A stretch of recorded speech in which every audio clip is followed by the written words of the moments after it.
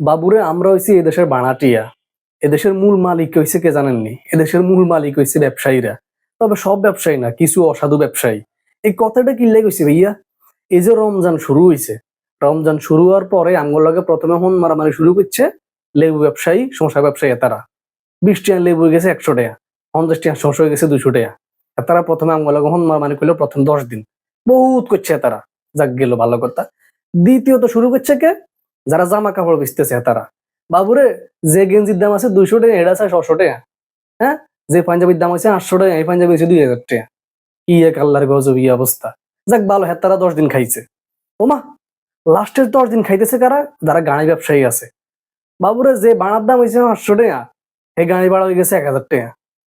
বাবুরে, এই দেশে তোরাই থাকে, আমরা থাকতাম না, আমরা চলে যাই। আমরা তো এখানে ভাড়াটিয়া, তোরা হচ্ছে দেশের মালিক।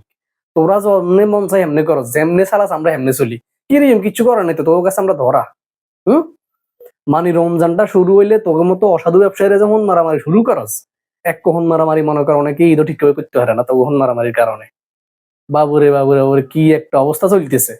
প্রথম 10 দিন লেবু ব্যবসায়ী, শসা ব্যবসায়ী খাই গেছে, আর 10 দিন খাইতেছে মার্কেট ব্যবসায়ী, মার্কেটে যারা জামা কাপড় বেছে সেই ব্যবসায়ীরা। আবার খাইতেছে কারা?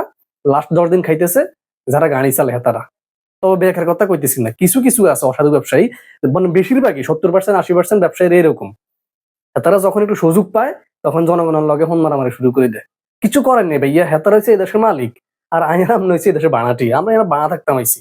হেতারা যেমনি করবে আমরা এমনি চলতে হবে, কিচ্ছু করার নেই।